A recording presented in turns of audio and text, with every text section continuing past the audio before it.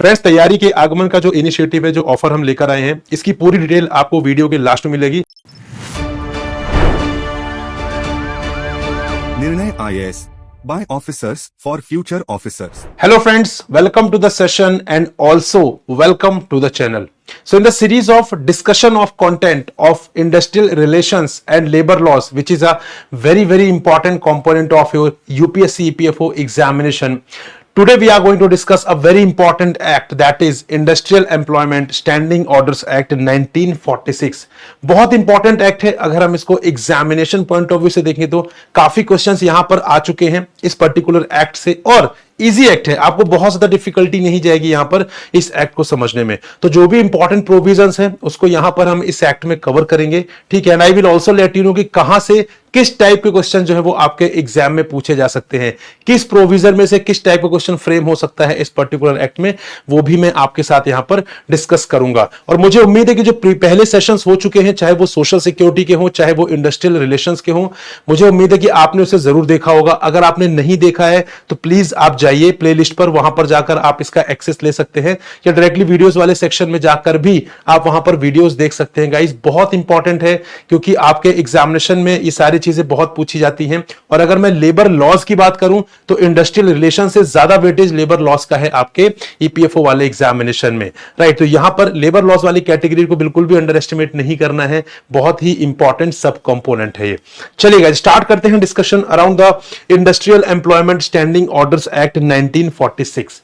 Start करने से पहले एक बहुत ही इंपॉर्टेंट चीज की स्टैंडिंग ऑर्डर्स होते क्या हैं, ठीक है। क्या होते हैं स्टैंडिंग ऑर्डर्स? देखिए, स्टैंडिंग ऑर्डर्स क्या है, बेसिकली एक गाइडलाइंस है, काइंड ऑफ एक पूरा रूल्स है कि जो जो चीजें एप्लीकेबल है किसके ऊपर, जो वर्कमैन है, जो भी एम्प्लॉइज किसी भी इंडस्ट्रियल एस्टेब्लिशमेंट से एसोसिएटेड है। जैसे फॉर एग्जांपल कोई पर्टिकुलर वर्कमैन जो है वो टेम्पररी है कि परमानेंट है, उसकी शिफ्ट टाइमिंग क्या है, अगर उसे लीव लेनी है तो वो लीव के लिए किसके पास अप्रोच कर सकता है, ठीक है, उसकी वेजेस कब मिलेंगी, ठीक है जी, ऑफ किस दिन रहेगा, वीकली ऑफ किस दिन रहेगा, ये सारी इंफॉर्मेशन यहां पर किस में होती है, स्टैंडिंग ऑर्डर्स में होती है। अब एक चीज आप ये अज्यूम करके देखिए कि आप किसी ऑर्गेनाइजेशन से एसोसिएटेड है, राइट, और वहां पर बेसिकली ऐसे कोई भी रूल्स मेंशन नहीं है। आपको पता ही नहीं कि शिफ्ट टाइमिंग क्या है, आपको ये नहीं पता कि आपकी वेज कब आएगी, आपको ये नहीं पता कि वीकली ऑफ कौन सा दिन होने वाला है, आपको ये नहीं पता कि अगर मुझे लीव लेनी है तो मुझे किसे अप्रोच करना है। कितनी ज्यादा प्रॉब्लम हो सकती है कि नहीं, राइट। तो इसीलिए यहां पर ये industrial employment standing orders act जो है उसे इनेक्ट किया गया था, एनफोर्समेंट में लाया गया था,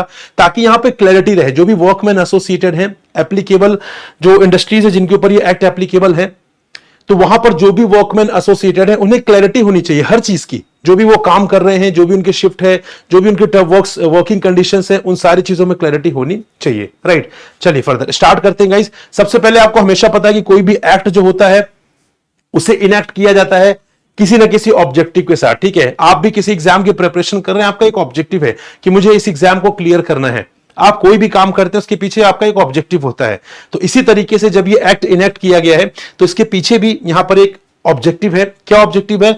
objective is an act to require employers in industrial establishments formally to define conditions of employment under them and to make the said conditions known to workmen employed by them। तो यहां पर जो भी industrial establishments के जो employer हैं, ठीक है, वो क्या करेंगे, उनके ऊपर रिस्पॉन्सिबिलिटी है कि वो यहां पे terms and conditions of employment को डिफाइन करें, ठीक है। जो भी terms and conditions of employment है जो कि मैंने आपको अभी बताया उसको डिफाइन करें और वो चीज वर्कमैन की नॉलेज में दे, वो चीज वर्कमैन तक पहुंचाएं। ये है बेसिकली इस एक्ट का ऑब्जेक्टिव, ठीक है। कहने का मतलब है जो भी टर्म्स एंड कंडीशंस हैं वर्क रिलेटेड, वो सारी इंफॉर्मेशन जो है वो वर्कमैन के पास पहुंचनी चाहिए, प्रॉपर तरीके से वेल ड्राफ्टेड यहां पर डॉक्यूमेंट होना चाहिए, जो यहां पे पहुंचाया जाएगा किसके पास, जो यहां पर वर्कमैन के पास पहुंचाया जाएगा।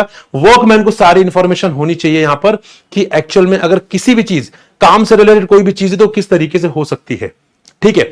अब यहां पे स्टैंडिंग ऑर्डर कैसे ड्राफ्ट किए जाते हैं, क्या उसमें वर्कमैन की अप्रूवल ली जाती है, क्या उनका ओपिनियन कंसीडर किया जाता है, ठीक है, और इसे कब मॉडिफाई किया जाता है, कैसे ये कहां किस अथॉरिटी के पास भेजा जाता है, ये सारी चीजें हम डिस्कस करने वाले हैं। चलिए स्टार्ट करते हैं गाइस। सबसे पहले बात करते हैं एक्सटेंट एंड एप्लीकेशन की, ठीक है, कहां पर अप्लाई होता है। इंपॉर्टेंट है कहां पर अप्लाई होता है। ऐसा तो नहीं कि यूनिवर्सली अप्लाई होता है। इवन एक छोटी सी ग्रोसरी शॉप है या छोटी सी पेन टोबैको शॉप है तो क्या वहां पर भी एप्लीकेबल होगा? तो यहां पर किस केस में ये एप्लीकेबल है, किसके ऊपर एप्लीकेबल है, ये बहुत इंपॉर्टेंट है। And yes, examination point of view से भी बहुत इंपॉर्टेंट है, काफी क्वेश्चन पूछ लिए जाते हैं डायरेक्टली। ठीक है जी, चलिए तो यहां पे देखते हैं। सबसे पहले it extends to the whole of India. ठीक है, पहली बात, किसी भी स्टेट को, किसी भी यूनियन टेरिटरी को यहां पे कोई भी एक्सेप्शन नहीं दिया हुआ है, किसी भी तरीके का एग्जेम्पशन भी नहीं है उनके ऊपर, राइट। ये पूरी कंट्री के ऊपर एप्लीकेबल होता है। Secondly, it applies to every industrial establishment wherein 100 or more workmen are employed or were employed on any day of the preceding 12 months। तो ये हर उस इंडस्ट्रियल एस्टेब्लिशमेंट के ऊपर एप्लीकेबल होगा जहां 100 या उससे ज्यादा जो एम्प्लॉयमेंट है, पर्सन एम्प्लॉयमेंट में है, वो यहां पर एसोसिएटेड है। ठीक है, तो यहां पर 100 या उससे ज्यादा वर्कमैन जो है वो एम्प्लॉयमेंट में है किसी इंडस्ट्रियल एस्टेब्लिशमेंट में, वहां पर ये एप्लीकेबल होगा। एंड सेकेंडली, ये कहां पर एप्लीकेबल होगा? अगर पिछले 12 महीनों में अगर किसी भी इंडस्ट्रियल एस्टेब्लिशमेंट में अगर यहां पर 100 या उससे ज्यादा लोग थे तो उस पर भी एप्लीकेबल होगा, राइट। तो बाय डिफॉल्ट जिनके यहां पे 100 या उससे ज्यादा वर्कमैन है उस इंडस्ट्रियल एस्टेब्लिशमेंट में तो एप्लीकेबल होगा ही होगा। साथ ही साथ अगर कोई ऐसा इंडस्ट्रियल एस्टेब्लिशमेंट है जहां पिछले 12 मंथ में किसी भी दिन, अगर एक दिन के लिए भी 100 या उससे ज्यादा वर्कमैन थे तो उस इंडस्ट्रियल एस्टेब्लिशमेंट के ऊपर भी ये एक्ट एप्लीकेबल होगा। और एक्ट एप्लीकेबल होने का क्या मतलब है? एक्ट एप्लीकेबल होने का सिंपल सा मतलब यह है कि आपको इसके प्रोविजंस का कंप्लायंस करना पड़ेगा। ठीक है। सेकेंडली, एप्रोप्रिएट गवर्नमेंट क्या होता है मैंने आपको समझाया था।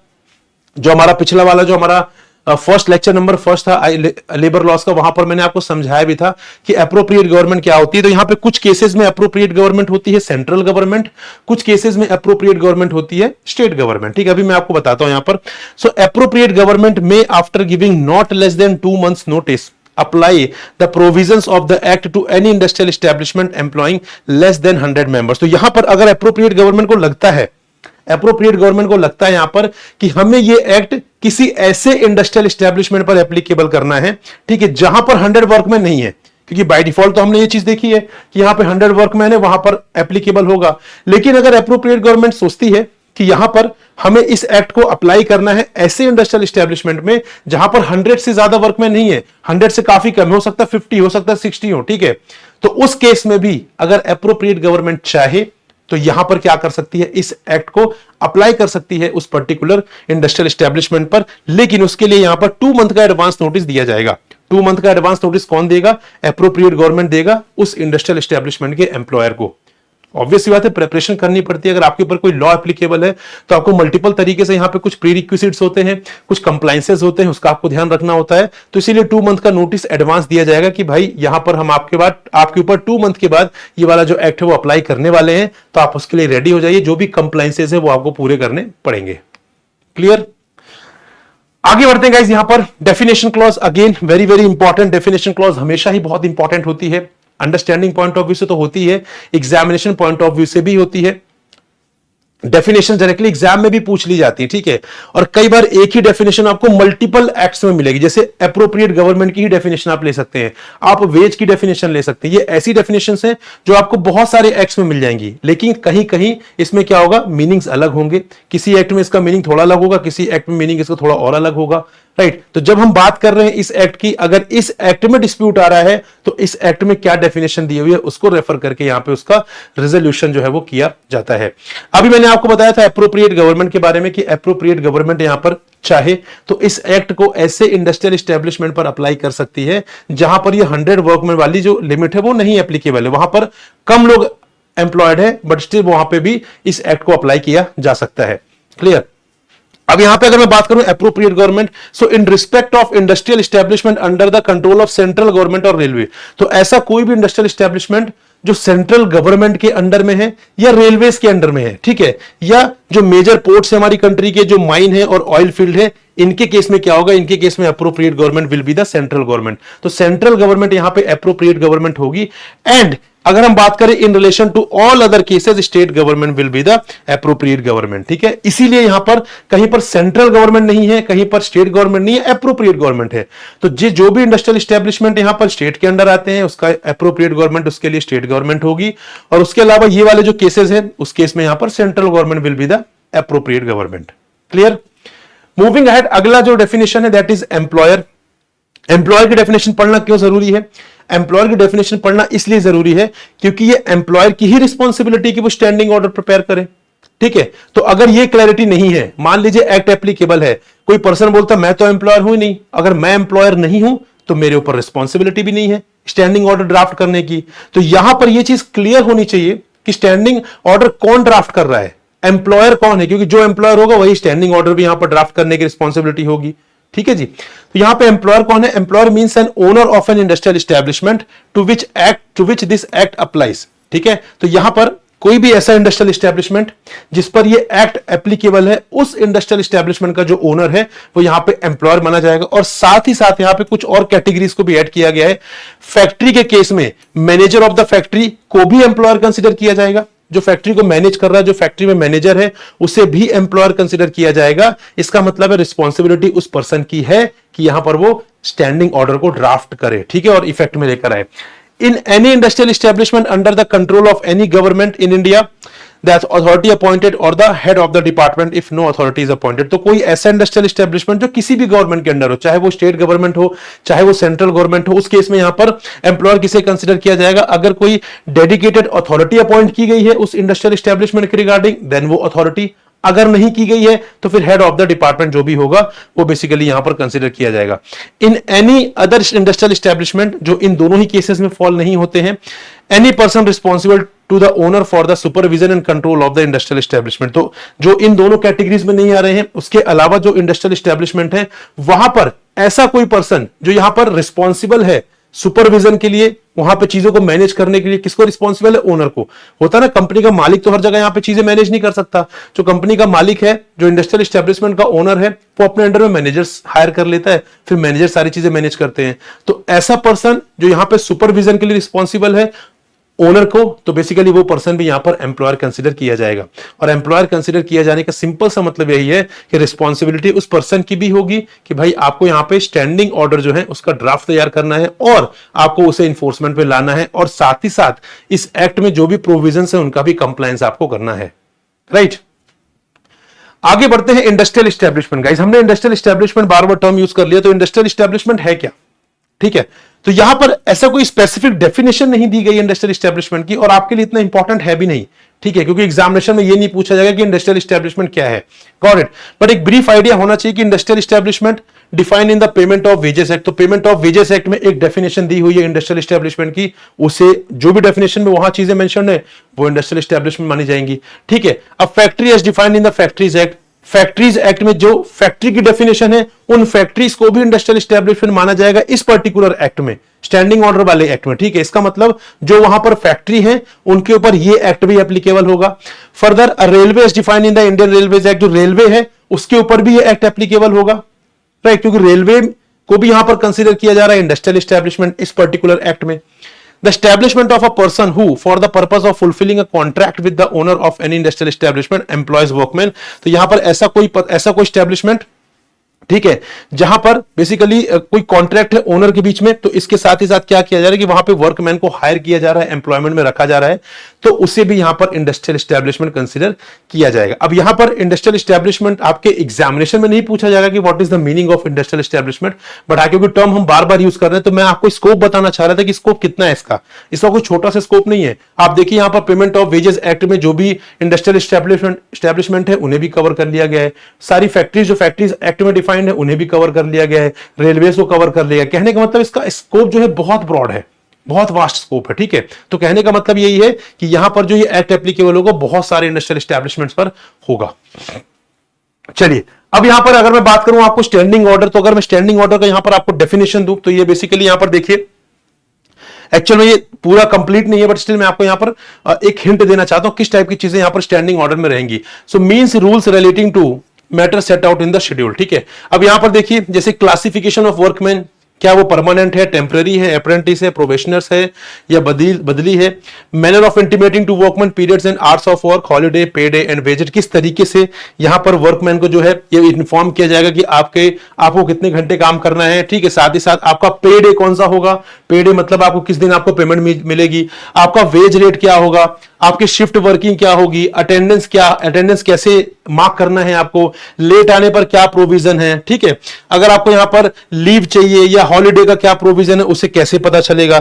तो ये सारी इंफॉर्मेशन यहां पर स्टैंडिंग ऑर्डर में होगी, ठीक है, सारी इंफॉर्मेशन यहां पर स्टैंडिंग ऑर्डर में होगी, राइट, ताकि यहां पर वर्कमैन को किसी भी तरीके का कंफ्यूजन जो है वो ना रहे। Clear?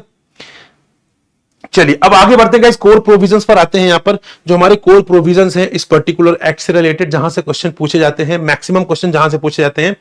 So submission of draft standing order, सबसे पहले यहां पर क्या होगा, यहां पर एक ड्राफ्ट स्टैंडिंग ऑर्डर जो है वो तैयार किया जाएगा, ठीक है। कैसे तैयार किया जाएगा, कौन तैयार करेगा, आइए डिस्कस करते हैं इसको।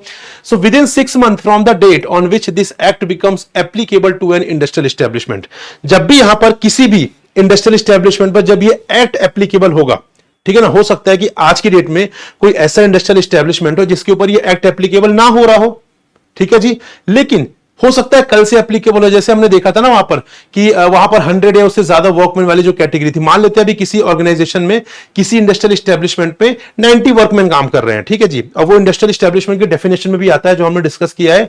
तो मान लेते हैं अभी वहां पर सिर्फ 90 लोग ही काम कर रहे हैं, 90% ही काम कर रहे हैं, लेकिन नेक्स्ट मंथ वहां पर उस एस्टेब्लिशमेंट ने 10 और लोगों को हायर कर लिया, मतलब 100 हो गए, तो 100 हो गए तो ये एक्ट एप्लीकेबल हो गया। अब अगर ये एक्ट एप्लीकेबल हो गया तो उस केस में क्या हो रहा है, उस केस में विद इन 6 मंथ, जब ये एक्ट एप्लीकेबल हो रहा है उसके 6 महीने के अंदर, 6 महीने के अंदर यहां पे the employer shall submit to the certifying officer 5 copies of the draft standing orders proposed by him for adoption in his establishment. अब यहां पे आपको मैंने बताया भी था, अगर आपने लेक्चर नंबर 1 देखा इससे पहले, ठीक है जी, वहां पर मैंने आपको बताया भी था कि एक्चुअल में हर एक्ट में क्या होती है, हर एक्ट में एक अथॉरिटी होती है, हर एक्ट में एक अथॉरिटी होती है जिसकी रिस्पॉन्सिबिलिटी ये होती है कि वहां पर वो चीजों को देखे, ओवरसी करे कि यहां पे किसी भी तरीके का वायलेशन तो नहीं हो रहा है, किसी भी तरीके का कॉन्ट्रावेंशन तो नहीं हो रहा है, प्रॉपर तरीके से कंप्लायंसेस हो रहे हैं या नहीं हो रहे, उसकी रिस्पॉन्सिबिलिटी होती है, ठीक है। तो यहां पर भी एक सर्टिफाइंग ऑफिसर है इस पर्टिकुलर एक्ट में। तो यहां पर जिस दिन ये एक्ट एप्लीकेबल होगा किसी इंडस्ट्रियल एस्टेब्लिशमेंट पर, उसके 6 मंथ के अंदर जो एम्प्लॉयर होगा वो एक ड्राफ्ट स्टैंडिंग ऑर्डर जो है वो तैयार करेगा, और वो ड्राफ्ट स्टैंडिंग ऑर्डर 5 कॉपीज में किसके पास भेजेगा, सर्टिफाइंग ऑफिसर के पास, कि ये है वो ड्राफ्ट स्टैंडिंग ऑर्डर जिसको हम अपने ऑर्गेनाइजेशन में या अपने एस्टेब्लिशमेंट में अडॉप्ट करना चाहते हैं, ठीक है। अब ये ड्राफ्ट है, फाइनल नहीं, अब ये ड्राफ्ट है, ठीक है जी। अब यहां पर सर्टिफाइंग ऑफिसर क्यों जरूरी, देखिए एक चीज समझिए यहां पर कि यहां पर अगर मैं बोलूं कि कोई भी आपके ऊपर अथॉरिटी नहीं है, आपको खुद डिसाइड करना है, क्या लगता है एम्प्लॉयर क्या डिसाइड करेंगे, क्या एम्प्लॉयर आपको बोलेंगे भाई आपके यहां पर 6 आवर्स की शिफ्ट है आपकी, वीक में 3 डेज ऑफ है आपके, ठीक है, हर महीने की आपको 3 लीव्स मिलेंगी, ऐसा है क्या, नहीं, बल्कि वहां पे क्या किया जाएगा कि वहां पर आपको 12 घंटे काम करने हैं, 6 डेज वर्किंग है, एक मंथ की एक ही लीव मिलेगी, ठीक है, उसके लिए भी बहुत ही कॉम्प्लेक्स सा प्रोसेस होगा, ठीक है जी। तो कहने का मतलब यह है कि जो मैनेजमेंट है वो तो अपने प्रॉफिट के बारे में सोचेगा, जो एम्प्लॉयर है वो तो अपने प्रॉफिट के बारे में सोचेगा, राइट। तो यहां पर एक अथॉरिटी तो होनी चाहिए जो यहां पर चेक लगा सके कि नहीं नहीं भाई आपको यहां पर क्या करना है, आपको यहां पर लेबरर्स का भी सोचना है, क्योंकि हम पढ़ रहे हैं लेबर लॉज, इसीलिए तो लेबर लॉज है ये, क्योंकि लेबरर्स को यहां पे सपोर्ट करते हैं ऑब्वियसली, क्योंकि यहां पे इनका एक्सप्लॉयटेशन बहुत होता है, तो इनके एक्सप्लॉयटेशन को रोकने के लिए ही तो यहां पर लेबर लॉज है ये, राइट। तो यहां पर इसीलिए सर्टिफाइंग ऑफिसर के पास भेजी जाएगी कॉपी कि ये वो ड्राफ्ट स्टैंडिंग ऑर्डर है जो हम अपने इंडस्ट्रियल एस्टेब्लिशमेंट पर अडॉप्ट करना चाहते हैं, ठीक है, राइट। उसके बाद provision shall be made in such draft for every matter set out in the schedule which may be applicable to the industrial establishment. तो यहां पर शेड्यूल भी है इस एक्ट में, ठीक है, इस एक्ट में शेड्यूल भी है, तो वहां पर जो भी चीजें मेंशन्ड है वो सारी की सारी यहां पर क्या होंगी, वो यहां पर ड्राफ्ट का पार्ट बनेंगी, राइट। अब यहां पर शेड्यूल क्यों होते हैं कि शेड्यूल होते हैं कि कई बार क्या होता है, चीजें जो है ना, चीजें यहां पर एक्ट में फालतू लिखने से कोई मतलब नहीं। जैसे मैं आपको एग्जांपल देता हूं, मान लेते हैं एक एम्प्लॉइज कॉम्पेंसेशन एक्ट है हमारा।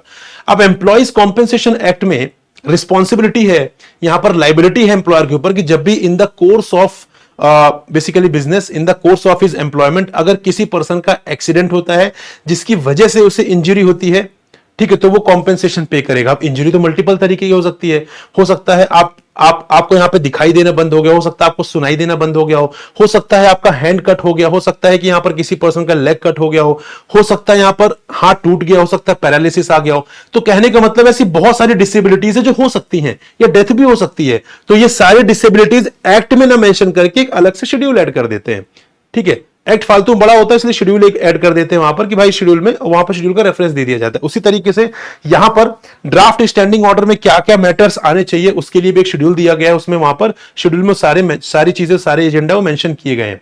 ठीक है जी। Further, the draft order shall be accompanied by a statement giving particulars of the workmen employed, including the name of the trade union to which they belong. तो यहां पर जब ड्राफ्ट ऑर्डर भेजा जाएगा एम्प्लॉयर की साइड से certifying officer को, तो एम्प्लॉयर यहां पे क्या करेगा, एम्प्लॉयर साथ ही साथ में यहां पर एक स्टेटमेंट भी भेजेगा जिसमें वर्कमैन की डिटेल्स होंगी, कितने वर्कमैन हमारे यहां पर काम कर रहे हैं और वो किस ट्रेड यूनियन के साथ एसोसिएटेड है, तो उन वर्कमैन का नाम और वो किस ट्रेड यूनियन के साथ एसोसिएटेड है, सारी इंफॉर्मेशन जो है वो दी जाएगी किसको, सर्टिफाइंग ऑफिसर को। ठीक है, आगे बढ़ते हैं। अब यहां पे फर्दर, यहां पे स्टैंडिंग ऑर्डर जो है, स्टैंडिंग ऑर्डर शैल बी सर्टिफिएबल। ठीक है, उसके बाद यहां पे सर्टिफिकेशन चाहिए रहेगा। The provision is conditions for the certification of standing order. तो जब तक सर्टिफाइंग ऑफिसर उसे सर्टिफाइड नहीं कर देता है तब तक वो यहां पर इफेक्ट में आ ही नहीं सकता है, राइट। यहां पर उसे सर्टिफाई कब किया जाएगा, यहां पर उसे सर्टिफाई किया जाएगा, standing order shall be certifiable if provision is made therein for every matter set out in the schedule. तो शेड्यूल में जो भी मैटर है उन सबको यहां पर ड्राफ्ट स्टैंडिंग ऑर्डर में कवर किया गया है, नंबर फर्स्ट। नंबर सेकंड, यहां पर the standing order are otherwise in conformity with this act. तो स्टैंडिंग ऑर्डर जो है वो यहां पर सारे प्रोविजंस को यहां पे कंप्लाई कर रहे हैं, किसी का वायलेशन नहीं हो रहा है, तो उस केस में तो यहां पे अगर ये दोनों कंडीशंस मीट हो रही हैं तो उसके बाद यहां पे इसे सर्टिफाई किया जाएगा by the certifying officer, and it shall be the function of certifying officer और appellate authority to adjudicate upon the fairness और reasonableness of the provisions of any standing order. तो यहां पर सर्टिफाइंग ऑफिसर का काम सिर्फ इतना सा नहीं है कि यहां पर आपके पास ड्राफ्ट स्टैंडिंग ऑर्डर आएगा, आप उसे बस यहां पर सर्टिफाई कर दीजिए। नो, उसको यहां पर चेक करना है प्रॉपर तरीके से कि भाई आपका ये जो स्टैंडिंग ऑर्डर, जो आपने ड्राफ्ट स्टैंडिंग ऑर्डर बनाया है, क्या वो सही है, उसका हर एक क्लॉज सही है, उसका हर एक प्रोविजन सही है और वो किसी भी तरीके से इस एक्ट को वायलेट तो नहीं कर रहा है। ये सारी चीज कंफर्म करने के बाद ही यहां पर उसको सर्टिफाइड किया जाएगा। ठीक है, फर्दर आगे बढ़ते हैं। सर्टिफिकेशन ऑफ स्टैंडिंग ऑर्डर, ठीक है, किस तरीके से सर्टिफिकेशन होगा इसका, ठीक है, वो हम देखते हैं यहां पे प्रोसेस क्या है एक्चुअल में, कि यहां पे एक बार तो एम्प्लॉयर ने ड्राफ्ट स्टैंडिंग ऑर्डर किसको भेज दिया, सर्टिफाइंग ऑफिसर को भेज दिया। अब उसके बाद सर्टिफाइंग ऑफिसर क्या करेगा वो भी हम देख लेते हैं। तो certifying officer on the receipt of the draft, ठीक है, the certifying officer shall forward a copy thereof to the trade union और where there is no trade union to the workman together with a notice requiring objections which the workman may desire to make the draft standing order to be submitted to him within 15 days from the receipt of the notice। अब यहां पर जो draft standing order दिया गया है employer की side से, तो वो तो एम्प्लॉयर की साइड हो गई, ठीक है। उस बात की इंफॉर्मेशन किसको होनी चाहिए, वर्कमैन को, क्योंकि अल्टीमेटली किसके लिए बनाए जा रहे हैं, वर्कमैन के लिए बनाए जा रहे हैं। अल्टीमेटली वो एप्लीकेबल तो वर्कमैन के ऊपर ही होंगे ना, तो वर्कमैन को तो वो चीज पता होनी चाहिए, राइट। तो यहां पर सर्टिफाइंग ऑफिसर ऐसा नहीं कि उसके पास यहां पे ड्राफ्ट स्टैंडिंग ऑर्डर आया और उसने बोला ठीक है भाई ये लो मैंने इसे सर्टिफाई कर दिया। नो, यहां पर वो चीज वर्कमैन के नॉलेज में भी डाली जाएगी और साथ ही साथ अगर ट्रेड यूनियन है उस पर्टिकुलर इंडस्ट्रियल एस्टेब्लिशमेंट में तो उस ट्रेड यूनियन को यहां पर दिया जाएगा। तो अगर ट्रेड यूनियन है तो ट्रेड यूनियन को यहां पर बताया जाएगा, और अगर ट्रेड यूनियन नहीं है तो वहां पे जो वर्कमैन के रिप्रेजेंटेटिव है या वर्कमैन को यहां पर प्रोवाइड किया जाएगा और उनसे कहा जाएगा कि आप यहां पर 15 डेज का टाइम है आपके पास। 15 डेज में अगर आपको इस ड्राफ्ट स्टैंडिंग ऑर्डर में कोई भी ऑब्जेक्शन है तो आप हमें बता सकते हैं। ऑब्जेक्शन कैसे, मान लेते हैं कि वहां एम्प्लॉयर ने बोला कि भाई आपकी जो सैलरी है वो 15 तारीख को आएगी, 15 को आपकी सैलरी आएगी, ठीक है, लेकिन जो वर्कमैन है वो यहां पे कंसर्न है, बोले नहीं हमें तो सैलरी 1st को ही चाहिए या 30th को ही चाहिए, that is last day of the month या first day of next month को ही हमें सैलरी चाहिए, तो ये एक इश्यू आ सकता है। तो यहां पर जो भी ऑब्जेक्शन है, ठीक है, क्योंकि यहां पर जो सर्टिफाइंग ऑफिसर होगा, जो कॉपी उसके पास ड्राफ्ट के फॉर्म में आई थी वो फॉरवर्ड करेगा यहां पर ट्रेड यूनियन को, और अगर ट्रेड यूनियन नहीं है तो फिर उस केस में वर्कमैन को कि भाई आपको कोई ऑब्जेक्शन है तो आप 15 डेज के अंदर यहां पर अपना ऑब्जेक्शन रेज कर सकते हैं, ठीक है जी। उसके बाद after giving an opportunity to the employer, trade union certifying officer shall decide regarding the modification or addition to the draft and shall make an order in writing accordingly। तो यहां पर दोनों के पास मौका है, ठीक है। यहां पर अभी तो ड्राफ्ट में ही है तो अभी एम्प्लॉयर भी उसे चेंज करेगा। अगर यहां पे सर्टिफाइंग ऑफिसर को लगता है, ठीक है, कि यहां पर ये चीज सही नहीं है या वर्कमैन ने यहां पे ऑब्जेक्शन रेज किया तो उसके बाद उसे लग रहा है कि हाँ ये चीज चेंज होने वाली है, तो यहां पर दोनों की बातें सुनने के बाद, एम्प्लॉयर और वर्कमैन की बातें सुनने के बाद यहां पर सर्टिफाइंग ऑफिसर जो है वो ये चीज इंश्योर करेगा कि इसे मॉडिफाई करना है या नहीं करना है, ठीक है जी, इसमें कोई चीज ऐड करनी है या नहीं करनी है, गॉट इट। और उसके बाद वो अपना ऑर्डर जो है वो दे देगा राइटिंग में कि भाई आप इसको चेंज करके लाओ, एम्प्लॉयर को बोलेगा कि भाई आप इसको चेंज करके लाओ, जो सैलरी है वो 1st ऑफ नेक्स्ट मंथ को मिलनी चाहिए, राइट, जो कि अभी आपने लिखा 15 तक, तो आप इसे चेंज करके लाओ, ये यहां पे ऑर्डर दिया जाएगा in writing. The certifying officer shall thereupon certify the draft standing order and shall within 7 days thereafter send copies of the certified standing orders to the employer and to the trade union or other representative of the workman। तो यहां पर सारी conditions यहां पे हो गई suppose, ठीक है। यहां पर मॉडिफिकेशन के लिए उसने ऑर्डर दिया, मॉडिफाई भी कर दिया गया, कुछ पॉइंट ऐड करने के लिए कहा गया, वो पॉइंट भी ऐड कर दिया गया। उसके बाद क्या होगा, उसके बाद जो सीओ है वो यहां पे सर्टिफाई कर देगा ड्राफ्ट को, ठीक है, ड्राफ्ट को सर्टिफाई कर देगा और यहां पे उसके 7 डेज के अंदर जो उसकी कॉपी है स्टैंडिंग ऑर्डर की वो दी जाएगी वहां पे एम्प्लॉयर को, ठीक है, एम्प्लॉयर को दी जाएगी और ट्रेड यूनियन को दी जाएगी, और अगर ट्रेड यूनियन नहीं है तो वहां पे वर्कमैन को दी जाएगी, राइट। इस तरीके से प्रोसेस जो है वो होता है। लेकिन यहां पर यह भी हो सकता है ना कि यहां पर मान लेते हैं कि जो यहां पर ऑर्डर दिया था सर्टिफाइंग ऑफिसर ने, हो सकता है कोई इसमें फील कर रहा हो कि यार ये ऑर्डर गलत है, ये अनजस्ट है, ये अनफेयर है, मैं अग्रीव्ड पार्टी हूं, हो सकता है, ठीक है। या तो हो सकता है कि एम्प्लॉयर सेटिस्फाइड ना हो, या हो सकता है कि वर्कमैन सेटिस्फाइड ना हो। ये भी हो सकता है कि वहां पे सर्टिफाइंग ऑफिसर ने बोला नहीं नहीं इसको 15th मत करिए, इसको 7th कर दिए, 7th को आपको यहां पे वेज जो है वो पे करनी पड़ेगी। लेकिन वर्कमैन अभी भी सेटिस्फाइड नहीं है, वो बोल रहे हैं कि नहीं नहीं हमें हमारे बहुत एक्सपेंसेस है, हमें यहां पे मंथ एंड या नेक्स्ट मंथ के स्टार्टिंग में हमें यहां पर सैलरी चाहिए। तो हो सकता है यहां पर वो खुश ना हो, बट उसने तो सर्टिफाई अभी कर दिया अपने हाल फिलहाल। तो यहां पे ऐसा नहीं कि यहां पर चीजें क्लोज हो गई, अब उसके पास यहां पर जो भी एग्रीव्ड पार्टी है, जिन्हें भी लग रहा है कि चीज अनजस्ट है, अनफेयर है, तो यहां पर वो क्या कर सकती हैं, वो यहां पर सिंपली अपील कर सकती है। तो any employer, workman, trade union और या other prescribed representative of the workman, कोई भी, ठीक है, जिसको लग रहा है कि यहां पे जो सर्टिफाइंग ऑफिसर ने जो ऑर्डर दिया है वो सही नहीं है, वो गलत है, ठीक है, वो अनजस्ट है, तो उस केस में अपील कर सकता है अपीलेट अथॉरिटी को। अपीलेट अथॉरिटी है यहां पर इस एक्ट में, उसको अपील जा सकती है, ठीक है, within 30 days from the date on which the copies are sent, ठीक है। जिस दिन कॉपी भेजी गई थी, सर्टिफाइंग ऑफिसर ने जिस दिन कॉपी भेजी थी एम्प्लॉयर को, वर्कमैन को, ट्रेड यूनियन को, उसके 30 डेज के अंदर अगर किसी को कोई इश्यू है, कोई अग्रीव्ड पार्टी है, कोई सोच रहा है कि ये अनजस्ट है, अनफेयर है, तो उस केस में that person can make an appeal to the appellate authority, and then AA shall confirm, that is appellate authority shall confirm with or without amendment and render the standing order certifiable under this act। उसके बाद जो काम certifying officer ने किया था वही काम अब इस बार अपीलेट अथॉरिटी करेगी। यहां पे प्रॉपर तरीके से सारी चीजों को देखेगी, ऑब्जर्व करेगी, ठीक है। अगर कोई अमेंडमेंट है, कोई मॉडिफिकेशन है तो वो रेकमेंड करेगी, अगर नहीं है तो वो बोलेगी नहीं ठीक है ये जो सर्टिफाई किया गया है बिल्कुल ठीक है, कोई भी चेंज इसमें नहीं करने हैं। Then appellate authority shall within 7 days of its order send copies to the certifying officer, employer and trade union. तो यहां पर जो भी उसका ऑर्डर होगा अपीलेट अथॉरिटी का, या तो कुछ अमेंडमेंट करने हैं, मॉडिफिकेशन करने हैं या नहीं करने हैं, जो भी होगा उसको राइटिंग में जो ऑर्डर रहेगा वो यहां पर राइटिंग में ऑर्डर 7 डेज के अंदर, यहां पर 7 डेज के अंदर जो है जब भी वो ऑर्डर देगा उसके 7 डेज के अंदर उसकी जो कॉपी है वो भेज दी जाएगी सर्टिफाइंग ऑफिसर को, एम्प्लॉयर को, ट्रेड यूनियन को, और अगर ट्रेड यूनियन नहीं है तो वहां पर जो वर्कमैन के रिप्रेजेंटेटिव है उनको, ठीक है।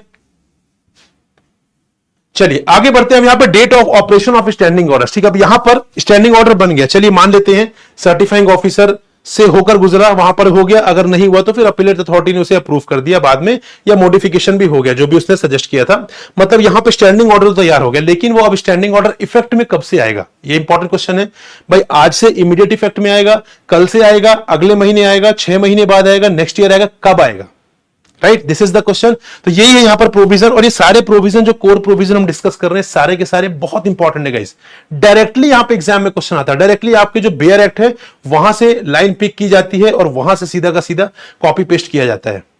तो इसीलिए हमेशा सजेस्ट करता हूं मैं कि लॉज आप जब भी कवर करते हैं कोई भी बुक रेफर मत करिए, ठीक है। बुक रेफर करना आपके लिए थोड़ा सा कंबरसम प्रोसेस हो सकता है क्योंकि बुक आपकी काफी बल्कि होती है जिसकी रिक्वायरमेंट नहीं। आप यहां पे किसी डेडिकेटेड लॉ एग्जाम की प्रिपरेशन नहीं कर रहे हैं, ठीक है, आप जुडिशियरी की प्रिपरेशन नहीं कर रहे हैं, राइट, या किसी लीगल पोस्ट की यहां पे प्रिपरेशन नहीं कर रहे, आप एक जनरल पोस्ट की प्रिपरेशन कर रहे हैं। तो एग्जाम में भी वही चीज ध्यान में रखी जाती है यूपीएससी की साइड से कि आप एक एक्सपर्ट नहीं है लॉ में, ठीक है। हो सकता है कि आप आर्ट्स बैकग्राउंड से हो, साइंस बैकग्राउंड से हो, कॉमर्स बैकग्राउंड से, आपने कभी लॉ नहीं पढ़ा हो, इस चीज को यूपीएससी बिल्कुल ध्यान रखता है। Got it. तो आपको ये चीज ध्यान रखनी है कि आपको फालतू की इररिलेवेंट इंफॉर्मेशन नहीं गैदर करनी है गाइस। आपको यहां पर सिंपली बेयर एक्ट लीजिए, बेयर एक्ट से पढ़ना चालू करिए। डिफिकल्टी जाएगी डेफिनेटली अगर आपने पहले कभी लॉ नहीं पढ़ा है तो, लेकिन the most reliable and the authentic source is the bare act only. Directly question वहां से फ्रेम किए जाते हैं। Believe me, I am saying directly provision copy paste किए जाते हैं। ठीक है, नहीं यकीन हो तो आप जाकर प्रीवियस ईयर पेपर रेफर कर सकते हैं, आपको सीधा सीधा वहां पे दिख जाएगा। चलिए, तो यहां पर डेट ऑफ ऑपरेशन क्या है स्टैंडिंग ऑर्डर की, कब से वो इफेक्ट में आ रहे हैं। So standing order shall come into operation on the expiry of 30 days from the date on which authenticated copies are sent by the certifying officer to the employer and to the trade union or other representative of the workman। ठीक है, तो यहां पर standing order कब से effect में आ रहा है, जब से यहां पर सर्टिफाइंग ऑफिसर ने सर्टिफाइड कॉपी जो है उसको यहां पे भेजा था, उसको यहां पे सेंड किया था, उसके 30 डेज के बाद यहां पर क्या हो जाएगा, 30 डेज जैसे ही खत्म होंगे वैसे ही वो ऑपरेशन में आ जाएगा। राइट, आपको पता होगा, मैंने आपको बताया कि सर्टिफाइंग ऑफिसर क्या कर रहा है। अभी हम सिर्फ सर्टिफाइंग ऑफिसर की बात कर रहे हैं। ठीक है, सर्टिफाइंग ऑफिसर के पास यहां पर ड्राफ्ट जो स्टैंडिंग ऑर्डर वो गया, उसने यहां पर ऑब्जेक्शन के लिए वर्कमैन ट्रेड यूनियन के पास भेजा 15 डेज के लिए। उनके साइड से जो भी ऑब्जेक्शन आया उसको यहां पे मॉडिफाई कराया, सब कुछ क्लियर हो गया। एंड देन उसके बाद उसने क्या किया, यहां पर उसको भेज दिया, किसके पास, एम्प्लॉयर के पास, ट्रेड यूनियन के पास और वर्कमैन के पास भेज दिया गया। ठीक है, तो जिस दिन वो यहां पे सेंड किया गया है उसके 30 डेज खत्म होने के बाद जो स्टैंडिंग ऑर्डर है वो ऑपरेशन में आ जाएगा। ये तो फर्स्ट केस हो गया।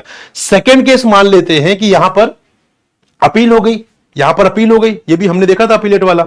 तो यहां पर standing order shall come into operation where an appeal is preferred, जहां पे अपील की गई थी स्टैंडिंग ऑर्डर के अगेंस्ट में, तो उस केस में on the expiry of 7 days from the date on which copies of the order of the appellate authority are sent by the appellate authority to the certifying officer, employer, trade union or other representative of the workman। तो जैसे ही यहां पर जो appellate authority ने यहां पर अपने order की कॉपी सेंड की थी, appellate authority जो हमने देखा था उसने अपने ऑर्डर की कॉपी जो सेंड की थी किसको, सर्टिफाइंग ऑफिसर को, एम्प्लॉयर को, ट्रेड यूनियन को, तो बेसिकली उसके 7 डेज के बाद, यहां पर 7 डेज एक्सपायर होने के बाद यहां पर वो इफेक्ट में आ जाएगा। अब आप बोलेंगे सर यहां पे 30 डेज का टाइम मिल रहा है, यहां पर 7 डेज का क्यों मिल रहा है, क्योंकि 30 डेज ये फर्स्ट सिनेरियो में। ठीक है, यहां पर ऑलरेडी 30 डेज निकल चुके हैं, फिर यहां पे अपील चल रही है, तो ऑब्वियसली बात है काफी टाइम तो यहां निकल ही गया, तो अब अपील के बाद फर्दर 30 डेज वेट करने का मतलब नहीं है, क्योंकि ये टाइम तो ऑलरेडी जा चुका है। अब अपील में चीजें पड़ी हुई है, फिर अपीलेट अथॉरिटी उसे हैंडल कर रही है, तो टाइम और ज्यादा लग रहा है। तो इससे बेहतर है कि यहां पर जल्दी से जल्दी इसे इफेक्ट में लाया जाए, क्योंकि जितना जल्दी ये इफेक्ट में आएगा उतना ही यहां पर बेनिफिशियल होगा किसके लिए, जो वर्कमैन वहां पर एसोसिएटेड है। ठीक है जी, क्लियर है।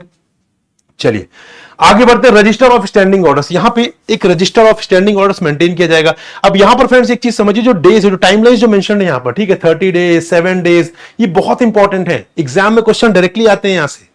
ठीक है, ना यकीन हो प्रीवियस ईयर पेपर रेफर कर लीजिए, डायरेक्टली क्वेश्चन आते हैं, तो टाइमलाइंस बहुत इंपॉर्टेंट है। अगला प्रोविजन है रजिस्टर ऑफ स्टैंडिंग ऑर्डर। तो यहां पर रजिस्टर एक मेंटेन किया जाएगा, जो भी स्टैंडिंग ऑर्डर है उसका एक रजिस्टर मेंटेन किया जाएगा।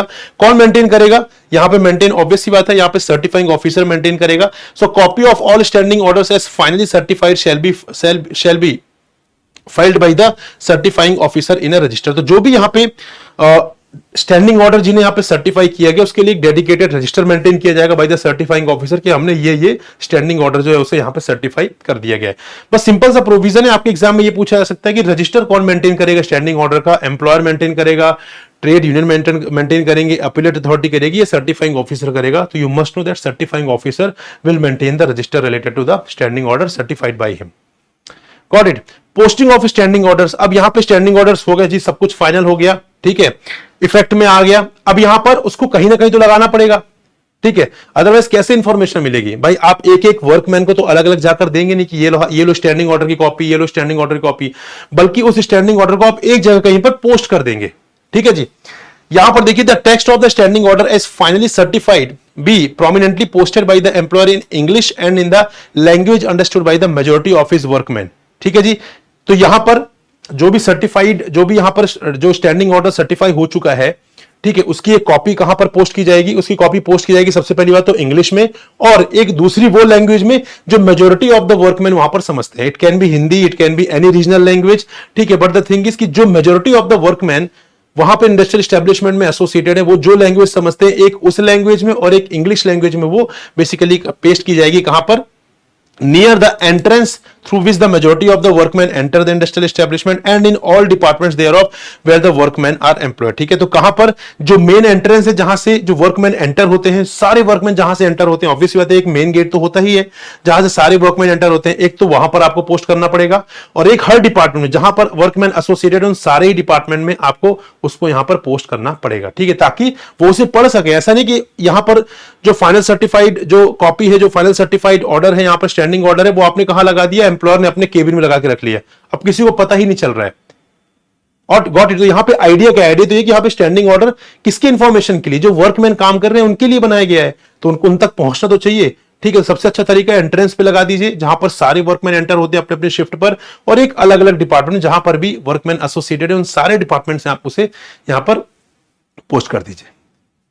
क्लियर है जी? ठीक है, चलिए duration and modification of standing order की बात कर लेते हैं। क्या स्टैंडिंग ऑर्डर एक बार बन गया तो परमानेंट हो गया, क्या चेंज नहीं हो सकता है क्या? राइट, इसका इससे रिलेटेड प्रोविजन आइए देखते हैं यहां पर। So standing order finally certified shall not be liable to modification except on agreement between the employer and the workman और अ ट्रेड यूनियन और other representative body of the workman. एक बार जो यहां पर बन गया, प्रोविजन ये बोलता है कि एक बार जो यहां पर बन गया उसे मॉडिफाई नहीं किया जा सकता। ठीक है, उसे मॉडिफाई नहीं किया जाएगा जब तक यहां पे कोई अग्रीमेंट नहीं होता। यहां पर एम्प्लॉयर भी रेडी है, यहां पर ट्रेड यूनियन भी रेडी कि हाँ यार हमें स्टैंडिंग ऑर्डर में ये वाला जो क्लॉज है उसे चेंज करने की जरूरत है। ठीक है, जैसे मान लेते हैं कि यहां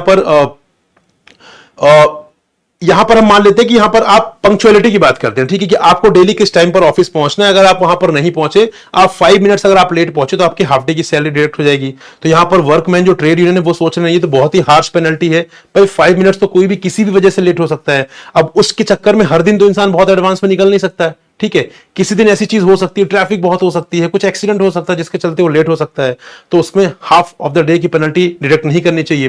तो ये बात वर्कमैन एम्प्लॉयर तक पहुंचाएगा कि यार ये चीज हमें चेंज करना चाहिए।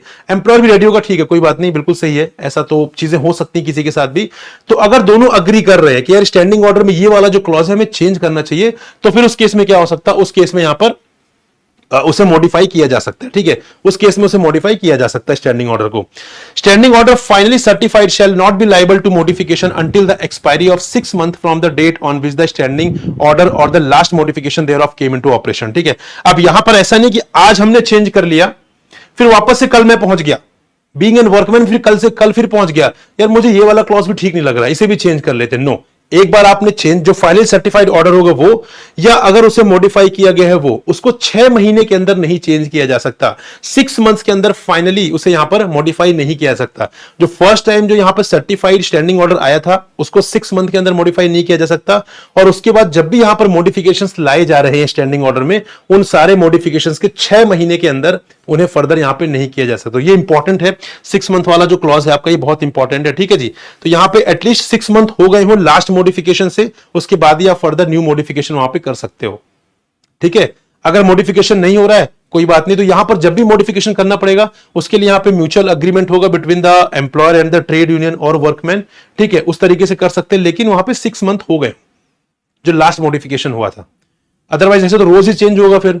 ठीक है, कभी एम्प्लॉयर को प्रॉब्लम होगी, कभी ट्रेड यूनियन को प्रॉब्लम होगी, ऐसे करते करते फिर फ्रीक्वेंसी बहुत ज्यादा होगी, which is not a good thing.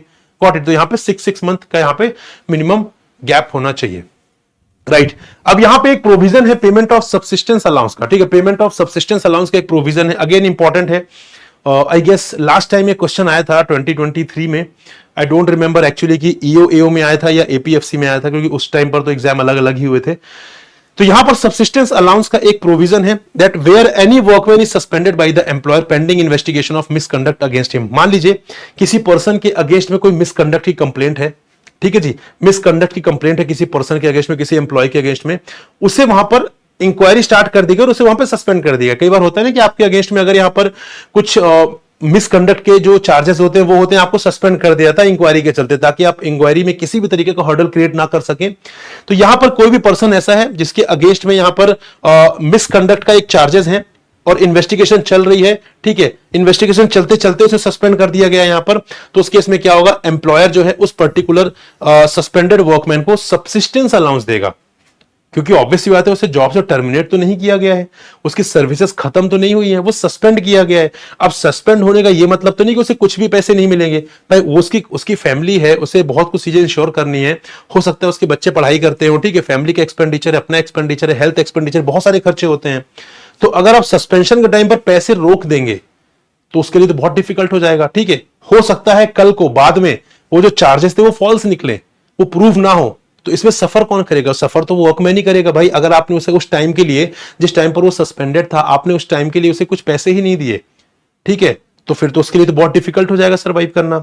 तो इसीलिए यहां पर प्रोविजन है सब्सिस्टेंस अलाउंस का कि जब भी कोई पर्सन सस्पेंडेड है, इन्वेस्टिगेशन पेंडिंग चल रही है, तो उसे कुछ पैसे तो मिलने चाहिए ताकि वो अपनी लाइवलीहुड इंश्योर कर सके, अपनी फैमिली के टेक केयर कर सके। तो वो अमाउंट कितना है? वो अमाउंट है 50% ऑफ द वेजेस, ठीक है, 50% of the wages for the first 90 days of suspension.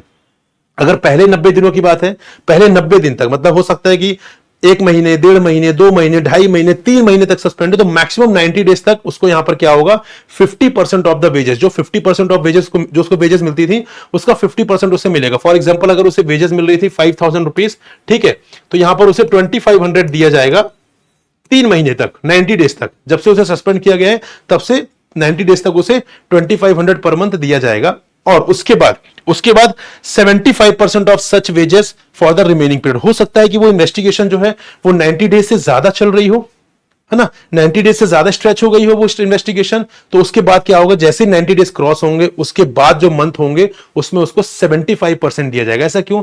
देखिए यहां पर 50% ऑफ द वेजेस जो पहले 3 महीने में, पहले 90 डेज में दी जा रही है, तो ये चीज कंसीडर किया जा रहा है कि ठीक है, यहां पे मतलब उसके कुछ सेविंग्स होंगे, जिसमें फर्स्ट 90 मंथ में अगर सैलरी 50% भी है तो वो यहां पर कर सकता है, ठीक है, मैनेज कर लेगा। लेकिन 3 महीने के बाद अगर आप लगातार वही 50% देंगे तो उसके लिए बहुत डिफिकल्ट होगा, क्योंकि उसकी लाइफस्टाइल जो थी वो अपनी 5,000 के हिसाब से उसने मेंटेन किया हुआ था, ठीक है।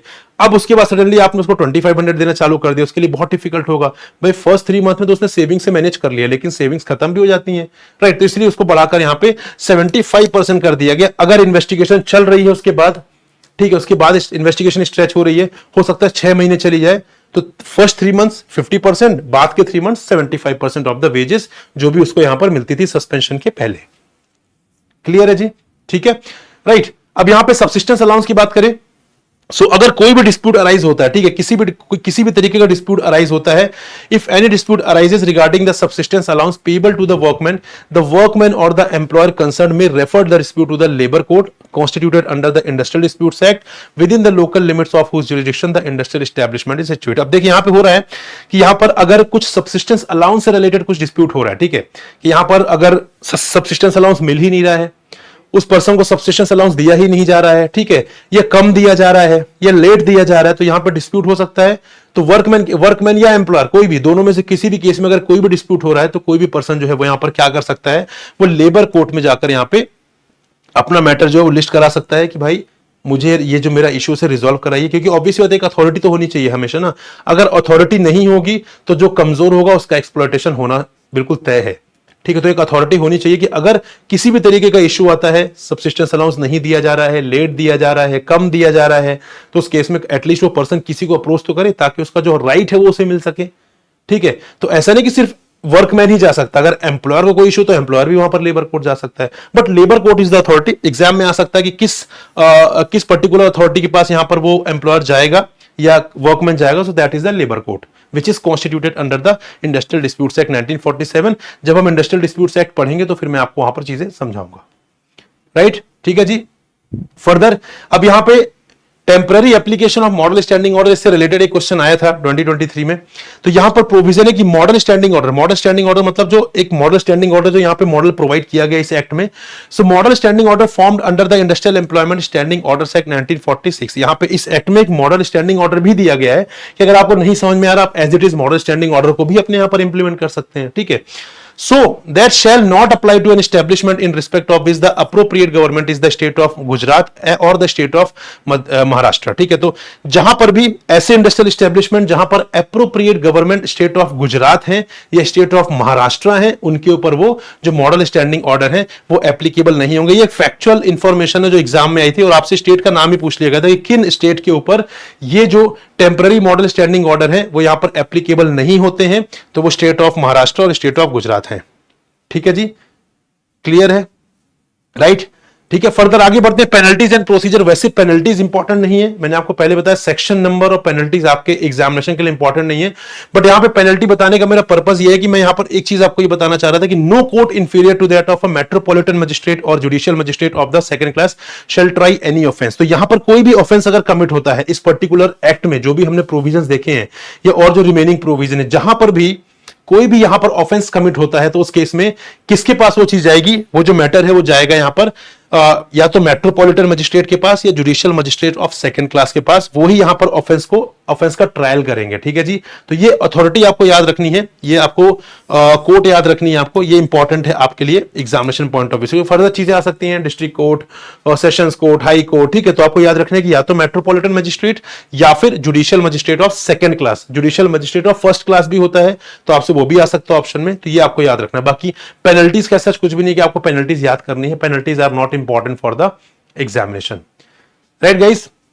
ठीक है, आगे बढ़ते हैं। अगर इंटरप्रिटेशन, अगर स्टैंडिंग ऑर्डर को इंटरप्रेट करने में कुछ इश्यू होते हैं, होता ना कई बार कुछ क्लॉजेस ऐसे होते हैं जो डिफिकल्ट होते हैं, जिसको हम इंटरप्रेट नहीं कर पाते हैं, फिर हम उसे अपनी तरीके से इंटरप्रेट कर रहे हैं और एम्प्लॉयर उसे अपनी तरीके से इंटरप्रेट कर रहा है, तो वो अपने फेवर में उसे ले रहा है और बीइंग एन वर्कमैन वो उसे अपने फेवर में ले रहे हैं। तो उस केस में क्या चीज है, उस केस में यहां पर अगर कोई भी क्वेश्चन अराइज होता है, ठीक है, कोई भी क्वेश्चन ऐसा उठता है with respect to the application और interpretation of the standing order, ठीक है, कि स्टैंडिंग ऑर्डर में ये जो पर्टिकुलर प्रोविजन है वो उसका मतलब क्या है, या स्टैंडिंग ऑर्डर हमारे ऊपर एप्लीकेबल है या नहीं है, तो उस केस में क्या होगा, उस केस में वो जो है वो same may be refer to any labour code established under the constituted under the Industrial Disputes Act 1947। तो वहां पर कोई भी ऐसा क्वेश्चन अराइज होता है, कोई भी इंटरप्रिटेशन में प्रॉब्लम आती है तो उसे लेबर कोड के पास रेफर किया जा सकता है। And this is also very very important, आपसे पूछा जा सकता है एग्जाम में कि किस अथॉरिटी के पास उसे भेजा जा सकता है, तो that is the labour code, जहां पर आपको वो भेजना पड़ेगा। And labour code will resolve this, labour code will interpret that particular standing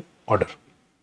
ठीक है जी, क्लियर है, राइट गाइस? तो this is all with respect to the this particular act. जो इंपॉर्टेंट प्रोविजन वो हमने कवर कर लिए गाइस। आइए कुछ प्रैक्टिस क्वेश्चंस देखते हैं कि आपको कितनी क्लैरिटी यहां पर आई है। So question is, as per the industrial employment standing orders act 1946, standing order finally certified shall not be liable to modification until the expiry of what period from the date on which the standing order or the last modifications thereof came into operation। Options are 6 months, 3 months, 2 months और 1 month। बताइए जी।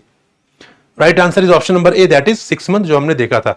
Next is, as per the industrial employment standing orders act 1946, where any workman is suspended by the employer pending investigation of misconduct against him, the employer shall pay to such workman how much subsistence allowance for the first 90 days of suspension. कितना pay किया जाएगा first 90 days में? 50% of the wages, उसके बाद 75% of the wages. Right, got it guys? So friends, यहां पर this is all with respect to the this particular video. I hope you enjoyed the discussion. लेकिन एक important information है आपके लिए, अगर हम बात करें आईआर, लेबर लॉ या सोशल सिक्योरिटी वाले कंपोनेंट की, तो यहां पर लॉज काफी सारे हैं और आप सभी लॉ बैकग्राउंड से तो आते नहीं है, this is for sure.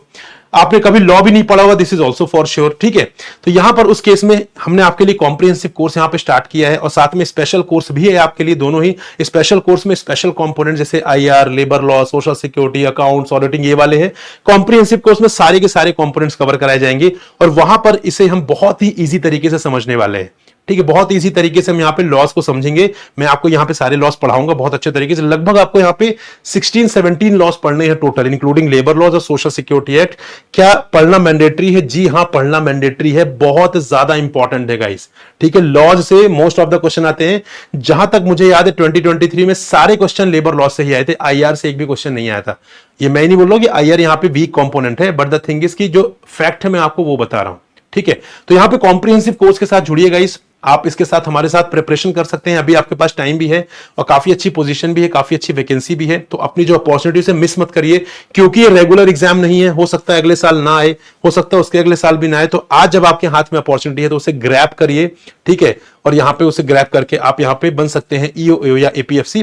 Course का जो लिंक है वो डिस्क्रिप्शन में दिया हुआ है, आप उसके लिए कूपन कोड यूज करिए, प्रकाश ये मेरा नाम है, और इस कोड के साथ आपको मैक्सिमम डिस्काउंट वैसे ही मिल जाएगा। तो हम चाहते हैं कि जो आपकी जो जर्नी है किसी भी तरीके का फाइनेंशियल बर्डन ना हो, तो यहाँ पे हम चीजों को प्लान कर रहे हैं कि बेहतर तरीके से बहुत ही अफोर्डेबल प्राइस में आपको प्रोवाइड कर सके। एनरोल कैसे करना है, एक तो डायरेक्ट लिंक है जो वहां पर दिया हुआ, उसके अलावा अगर मैं आपको बताऊं तो यहाँ पर मैं आपको करके दिखा देता हूं कैसे एनरोल करना है। आपको सिंपली यहाँ पर गूगल पर जाना है, गूगल पर जाकर आपको यहाँ पर टेक्स्ट बुक टाइप करना है, ठीक है। ये मैंने टेक्स्ट बुक टाइप किया, फर्स्ट वाला जो लिंक है आप उसे ओपन कर लेंगे, आप इसे इस तरीके से ओपन कर लीजिए, ठीक है। देन आपको क्लिक करना है सुपर कोचिंग में, राइट। सुपर कोचिंग में जाइए, यहाँ पे आपको मल्टीपल एग्जाम्स देखने के लिए मिल जाएंगे, बट आपको यहाँ पर जाना है ईपीएफओ में। आपने ईपीएफओ यहाँ पे क्लिक किया, ईपीएफओ से रिलेटेड 2 कोर्सेज आपको दिखेंगे, एक ही हमारा कॉम्प्रिहेंसिव कोर्स है और एक ही हमारा स्पेशल सब्जेक्ट वाला कोर्स है, जहां पर जो स्पेशल सब्जेक्ट है सिर्फ वो है, क्योंकि ऐसे बहुत सारे कैंडिडेट्स हैं जो ऑलरेडी सिविल्स की प्रिपरेशन कर रहे होते हैं, उनका जो जीएस वाला पार्ट है प्रिपेयर्ड होता है, वो सिर्फ स्पेशल कंपोनेंट ही देखना चाहते हैं, तो इसलिए डेडिकेटेड कोर्स ये है। और पूरा कॉम्प्रिहेंसिव कोर्स चाहते हैं तो वो ये है। कैसे एनरोल करना मैं आपको बताता हूं, इस पर क्लिक करिए यहाँ पर सिंपली, ठीक है। आपको यहां पर क्लिक करना है, क्लिक करने के बाद आपको सारी इंफॉर्मेशन मिल जाएगी, आपको यहां पर डेमो क्लासेस मिल जाएंगे, ठीक है। आपको यहां पे देखिए आपको सारी डेमो क्लासेस वगैरह सब कुछ मिल जाएंगे। और यहां पर अभी एक बहुत ही अच्छा ऑफर भी चल रहा है हमारे यहां पर, दैट इज तैयारी का आगमन, ठीक है। बहुत अच्छा ऑफर आपके लिए चल रहा है यहां पर, उसका भी आप यहां पर फायदा उठा सकते हैं guys.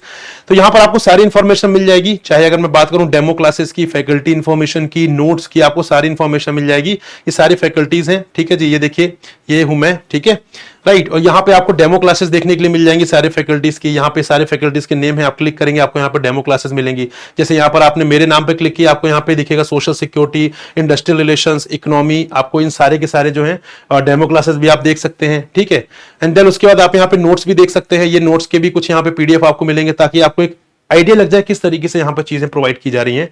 After going through all this, अगर आपको लगता है कि yes this course is going to help me to clear EPFO examination, then last में आकर आपको यहाँ पे सिंपली पेमेंट करना है, लेकिन उसके लिए कूपन कोड अप्लाई करना है। यहां पे आप देखिए, यहां पे एक अप्लाई कूपन का ऑप्शन, इस पे आप क्लिक करेंगे।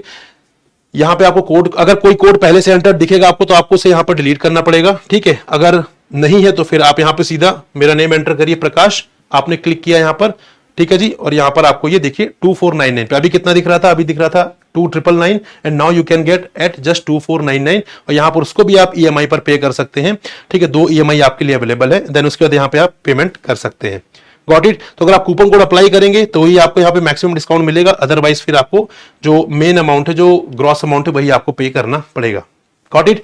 सो this is all guys, thank you very much. मेरा टेलीग्राम ग्रुप भी जरूर ज्वाइन कर लीजिए, इसमें आप रेगुलरली मुझसे इंटरेक्ट कर सकते हैं, जो भी आपकी क्वेरीज है, जो भी आपके इश्यूज है, आप मुझसे डायरेक्टली यहाँ पे कनेक्ट कर सकते हैं। साथ ही साथ मैं रेगुलरली यहाँ पर इंफॉर्मेशन भी पोस्ट करता रहता हूँ, वो भी आपके लिए काफी रेलिवेंट रहेंगी। और साथ ही साथ आपको कोई भी इशू है किसी भी सब्जेक्ट में, कंटेंट से रिलेटेड, स्ट्रेटेजी से रिलेटेड, आप मुझसे डायरेक्टली यहाँ पर कोऑर्डिनेट कर सकते हैं थ्रू माई टेलीग्राम ग्रुप, ठीक है। And this is the code that you have to apply while subscribing for the course. So this is all guys, thank you very much. I hope you enjoyed the session, I hope आपको अच्छा लगा ये session. मिलेंगे अगले session में, जहां पर हम कुछ एक नया एक्ट डिस्कस करेंगे। तब तक पढ़ते रहिए गाइस, और यहां पर जो सारे सेशंस आपके लिए लाए जा रहे हैं उसको बहुत अच्छे तरीके से कवर करिए, क्योंकि एग्जामिनेशन पॉइंट ऑफ व्यू से बहुत ज्यादा इंपॉर्टेंट है। So thank you very much for watching and listening me. This is all, will meet in next session. Till then, good bye, happy learning, जय हिंद गाइस, बाय बाय।